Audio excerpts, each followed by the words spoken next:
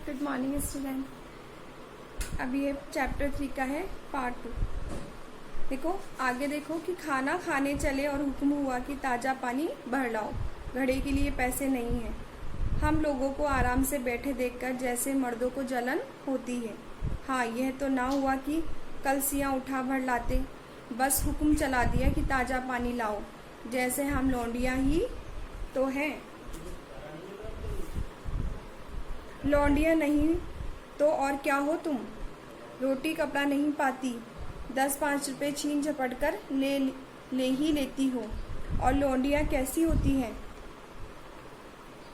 मत लजाओ दीदी, छिन भर आराम करने को जी तरस कर रह जाता है। छिन भर मतलब क्षण भर, मतलब थोड़ा सा भी आराम करने के लिए क्या आता है, तरस जाते हैं हम। इतना काम किसी दूसरे के घर कर देती तो इससे कहीं आराम से रहती। ऊपर से वह एहसान मानता, एहसान मतलब उपकार मानता। यहाँ काम करते करते मर जाओ, पर किसी का मुंह सीधा नहीं होता। दोनों पानी भरकर चली गईं। गंगी वृक्ष की छाया से निकली और कुएं की जगत के पास आई। बेफिक्र चले गए थे।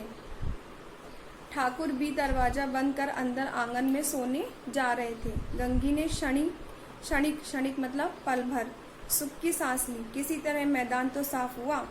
अमृत चुरा लाने के लिए जो राजकुमार किसी जमाने में गया था, वह भी शायद इतनी सावधानी के साथ और समझ बूझकर ना गया होगा। गंगी दबे पांव कुएं की जगत पर चढ़ी। विजय का ऐसा अनुभव उसे पहले कभी नहीं हुआ था।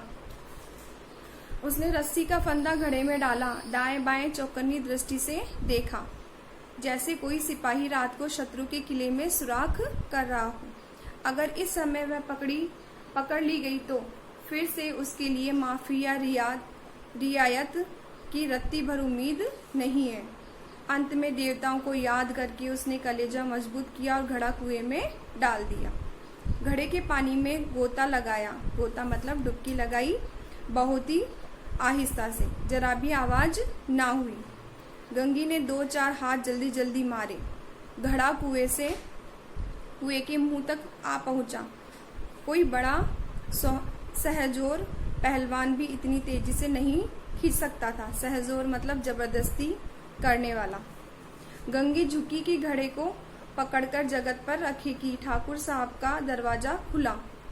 शेर का मुंह भी इससे अधिक भयानक ना होगा। गंगी के हाथ से रस्सी छूट गई। रस्सी के साथ घड़ा धड़ाम से पानी में गिरा और कई क्षण तक पानी में हलकोरे की आवाजें सुनाई देती रही। ठाकुर कौन है पुकारते हुए कुएं की तरफ आ रहे थे और गंगी जगत से कूदकर भागी जा रही थी। घर पहुंचकर देखा कि जोखू लोटा मुंह से लगाए वही मैला गंदा पानी पी रहा था। अब देखो मुंशी प्रेमचंद का जीवन परिचय कि प्रेमचंद का जन्म 31 जुलाई 1880 को वाराणसी के निकट लम्ही गांव में हुआ था। उनकी माता का नाम आनंदी देवी था। पिता का नाम मुंशी अजय बराय था। प्रेमचंद आधुनिक हिंदी कहानी के पितामह माने जाते थे, मतलब दादाजी। इनका देहांत 8 अक्टूबर 1936 वाराणसी में हुआ था। Thank you.